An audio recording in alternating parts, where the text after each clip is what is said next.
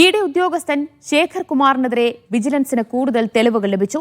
ശേഖർ കുമാർ കഴിഞ്ഞ വർഷങ്ങളിൽ കോടികളുടെ ഓഹരി ഇടപാടുകൾ നടത്തിയെന്നാണ് കണ്ടെത്തൽ. ഇടപാടുകളുടെ നിർണായക വിവരങ്ങൾ വിജിലൻസിന് ലഭിച്ചു. ശേഖർ കുമാറിനെ വീണ്ടും ചോദ്യം ചെയ്യും.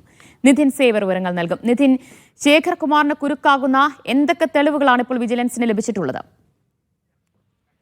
ദിവ്യ, നേരത്തെ രണ്ട് തവണ ഇ ഡി അസിസ്റ്റന്റ് ഡയറക്ടറായ ശേഖർ കുമാറിനെ വിജിലൻസ് ചോദ്യം ചെയ്തിരുന്നു. അതിനിടെ വിജിലൻസ് അന്വേഷണ ഉദ്യോഗസ്ഥരെ സ്ഥലമാറ്റം അതിനെ തുടർന്നാണ് അന്വേഷണത്തിന് ചെറിയൊരു മന്ദത, അല്ലെങ്കിൽ പിന്നീട് ഈ ശേഖർ കുമാറിനെ ചോദ്യം ചെയ്യാൻ വിളിക്കാത്തത്. ഏതായാലും ശേഖർ കുമാറിനെ അടിയന്തരമായി തന്നെ വീണ്ടും ചോദ്യം ചെയ്യാനായി വിളിച്ചു വരുത്താൻ വിജിലൻസ് ഇപ്പോൾ തീരുമാനിച്ചിട്ടുണ്ട്. കാരണം ഇയാളുടെ ബാങ്ക് അക്കൗണ്ടുകൾ പരിശോധിച്ചിരുന്നു. ഇയാളുടെ മൊബൈൽ ഫോണിൽ ഉണ്ടായിരുന്ന മറ്റൊരു ആപ്പ് നിർമ്മിച്ചായിരുന്നു ഈ പ്രതികൾ തമ്മിൽ കമ്മ്യൂണിക്കേഷൻ നടത്തിയിരുന്നത്. ഈ ആപ്പ് കണ്ടെടുത്തിട്ടുണ്ട്. അപ്പോൾ ഈ ഇ ഡി ഉദ്യോഗസ്ഥന്റെ സാമ്പത്തിക ഇടപാടുകൾ ദുരൂഹമാണ് എന്നാണ് വിജിലൻസ് പറയുന്നത്. കഴിഞ്ഞ വർഷം നടന്നത് കോടികളുടെ ഓഹരി ഇടപാടുകളാണ്. ഇത് തന്നെയാണ് വിജിലൻസിന് വലിയ സംശയം ഉണ്ടാക്കുന്നത്.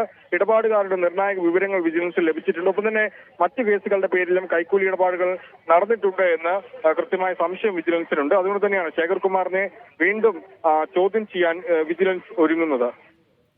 യെസ്, ഇ ഡി ഉദ്യോഗസ്ഥനായ ശേഖർ കുമാർ നടത്തിയ ഓഹരി ഇടപാടുകൾ സംബന്ധിച്ച തെളിവുകളാണ് ഇപ്പോൾ വിജിലൻസിന് ലഭിച്ചിട്ടുള്ളത്. അതുപോലെ തന്നെ മറ്റ് സാമ്പത്തിക ഇടപാടുകളും പരിശോധിച്ചു വരികയാണ്. നിധിൻ സേവറാണ് വിവരങ്ങൾ നൽകിയത്.